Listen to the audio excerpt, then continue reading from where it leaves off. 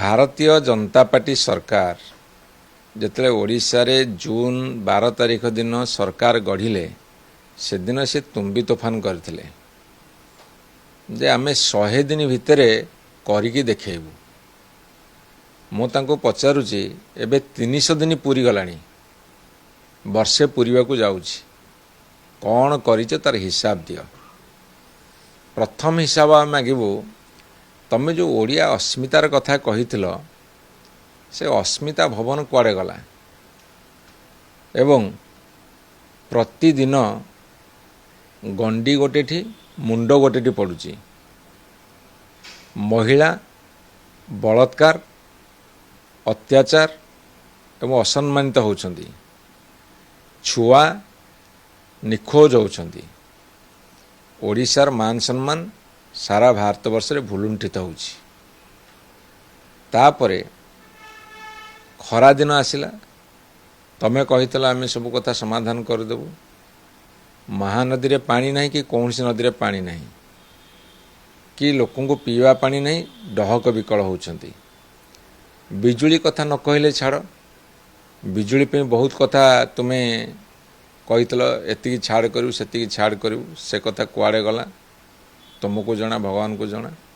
ओडिशा होची एक बिजुली बलका राज्य, किंतु प्रति मुहूर्त रे खरा दिने विद्युत काट होची। विद्युत काटर नियम होची आगुरु जणे की काटिबो, किंतु तुमे कौन कहूछ ना ट्रांसफर मरामती होची बिजुली काट होची। तुमको फंदी फिकर जना अछि, भल भुआ बुले कि आगु को बढ़िया तमर गोटे काम। केवल एतिकी नुहे, काम सबुठी ठप हो जाइछि, कोठी काम आखि दृष्टि भाव में जना पड़ुनी। रोगी जेतले मेडिकल को जाउछि सेतेबेले से अकथनीय दुर्दशार सम्मुखीन होउछि।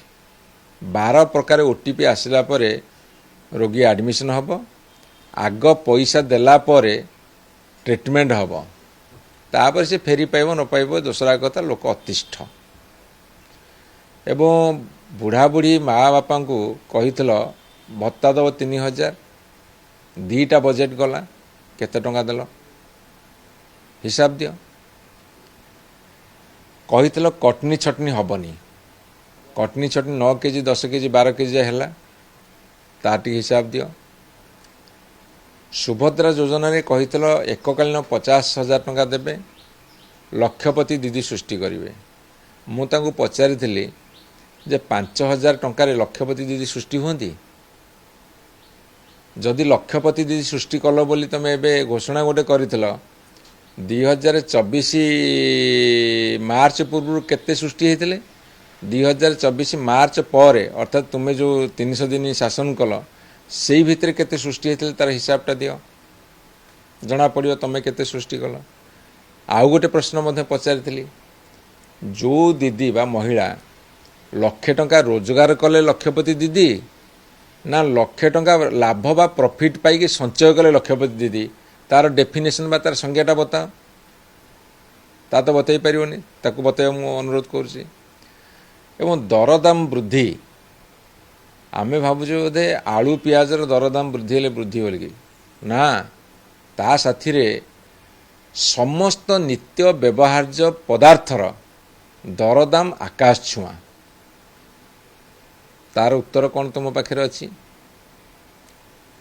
जाति जनगणना करने कहीं तुम्हें केंद्र सरकार को दाबी करुन?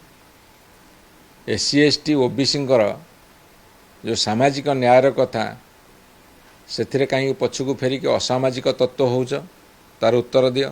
कौ दिन एससी एसटी ओबीसी को न्याय प्रदान करिवो? शिक्षा क्षेत्र में, चाकरी क्षेत्र में, सामाजिक सम्मान क्षेत्र में, तार जवाब दियो।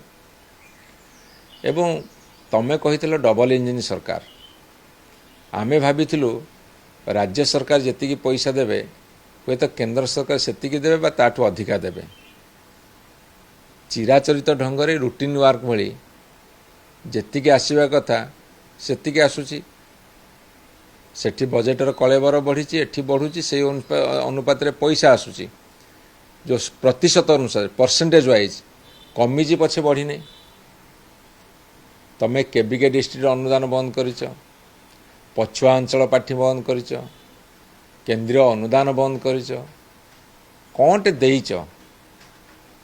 ଆମେ ଯେଉଁ କଥା କହିଥିଲୁ ସ୍ପେଶାଲ କ୍ୟାଟେଗୋରୀ ଷ୍ଟେଟ୍ ହେଉ କି ସ୍ପେଶାଲ ଫୋକସ୍ ଷ୍ଟେଟ୍ ହେଉ କି ସ୍ପେଶାଲ ଆସିଷ୍ଟାନ୍ସ ଯେମିତି ବିହାର ଆନ୍ଧ୍ରକୁ ଦେଇଛ ସେମିତି ଦିଆହେଉ। କେଉଁଟା ତୁମେ କରିଛ ଡବଲ ଇଞ୍ଜିନ୍ ସରକାରରେ? ବରଂ ତୁମର double engine double fail, double engine double ମିଛର ଧମାକା। ଆଉ 2036 ବେଳକୁ କ'ଣ ସୁବର୍ଣ୍ଣ ଯୁଗ କରିବ, ସୁନା ରେଟ୍ ଆକାଶ ଛୁଆଁ। 2047କୁ କୁଆଡ଼େ ଏକଦମ ବିକଶିତ ଓଡ଼ିଶା, ବିକଶିତ ଭାରତ କରିବ। ବର୍ତ୍ତମାନ ଚାରିପଟୁ ଘେରାବନ୍ଦିରେ ଅଛ। କିଏ ତୁମର ଶତ୍ରୁ କିଏ ମିତ୍ର ପୃଥିବୀରେ ସେଟା ବର୍ତ୍ତମାନ ଜଣାପଡ଼ୁନି। ଏବଂ ଆମେ ଭାବିଥିଲୁ ଓଡ଼ିଆ ଅସ୍ମିତାରେ ଓଡ଼ିଶାରୁ ଯାହା କାମ ଆରମ୍ଭ ହୁଏ ତାକୁ ଅନ୍ୟ ରାଜ୍ୟ ସରକାର ବା କେନ୍ଦ୍ର ସରକାର ଗ୍ରହଣ କରନ୍ତି। ଗୋଟିଏ ଉଦାହରଣ ଦେବି, ମମତା ଯୋଜନା। ନବୀନ ପଟ୍ଟନାୟକ ଆରମ୍ଭ କରିଥିଲେ ମାତୃ ମୃତ୍ୟୁହାର, ଶିଶୁ ମୃତ୍ୟୁହାର କମିବା ପାଇଁ। ପରବର୍ତ୍ତୀ ସମୟରେ କେନ୍ଦ୍ର ସରକାର ତାକୁ ଗ୍ରହଣ କଲେ, ଅନ୍ୟ ରାଜ୍ୟମାନେ ଗ୍ରହଣ କଲେ। ତେଣୁ ଓଡ଼ିଶା ମଡ଼େଲ ପ୍ରାକୃତିକ ବିପର୍ଯ୍ୟୟ ମୁକାବିଲାରେ ଓଡ଼ିଶା ମଡ଼େଲକୁ ସାରା ବିଶ୍ୱ ଗ୍ରହଣ କଲା। ନବୀନ ପଟ୍ଟନାୟକ ସରକାରରେ ଓଡ଼ିଶାର ଯାହା କାମ ଆରମ୍ଭ ହେଉଥିଲା, ଗ୍ରାମାଞ୍ଚଳର ବିକାଶ ହେଉ, ସହରାଞ୍ଚଳର ବିକାଶ ହେଉ, ଶିକ୍ଷା କ୍ଷେତ୍ରରେ ବିଭିନ୍ନ ପ୍ରକାର ରୂପାନ୍ତରୀକରଣ ହେଉ, ସ୍ୱାସ୍ଥ୍ୟ କ୍ଷେତ୍ରରେ ବିପ୍ଳବ ଆଣିବା କଥା ହେଉ, ଲୋକ ଆଡ଼ମିସନ୍ କଲା, କାର୍ଡ଼ରୁ ପଇସା କଟିଲା, ଟ୍ରିଟମେଣ୍ଟ ହେବାର କଥା ହେଉ, ମିଶନ ଶକ୍ତିର ହେଉ, ବିଭିନ୍ନ ଡିପାର୍ଟମେଣ୍ଟରେ ଆପଣ ଚାଷ କ୍ଷେତ୍ରରେ କୃଷି କର୍ମ ପୁରସ୍କାର 6 ଥର ପାଇବାରେ ହେଉ, ବିଭିନ୍ନ କ୍ଷେତ୍ରରେ ଓଡ଼ିଶା ଥିଲା ପଥ ପ୍ରଦର୍ଶକ, ମାର୍ଗଦର୍ଶକ। ଏବେ କ'ଣ ତୁମେ ଘୋଷଣା କଲଣି ୟୁପି ମଡ଼େଲକୁ ଆପଣେଇବ? ୟୁପିରେ ଯେମିତି ପ୍ରତିଦିନ ମାରା ପେଟି ହଣା କଟା ଲୁଟ୍ ତରାଜ ଛିନ୍ତେଇ ଚାଲିଛି, ସେଇଟା ଓଡ଼ିଶାରେ ଆପଣେଇବ କି? ତେଣୁ ଏସବୁ କଥାକୁ ଦେଖିଲେ ମନେ ହେଉଛି 100 ଦିନ ତ ଦୂରର କଥା, 300 ଦିନ ନେଲ, ଆପଣଙ୍କର 300ଟା ବିଫଳତାର କାହାଣୀ ଆମେ ଏଠି ରଖିଦେଇପାରିବୁ। ତମେ କ'ଣ କ'ଣ ସଫଳତା ପାଇଛ 300 ଦିନ ପରେ ତାର ହିସାବ ଦିଅ। ଯଦି ହିସାବ ଦେଇ ନପାରିବ ତାହେଲେ ଆମେ କହିବୁ ତୁମର ଅସ୍ମିତା ପ୍ରତି ସାମାନ୍ୟତମ ସମ୍ମାନ ନାହିଁ।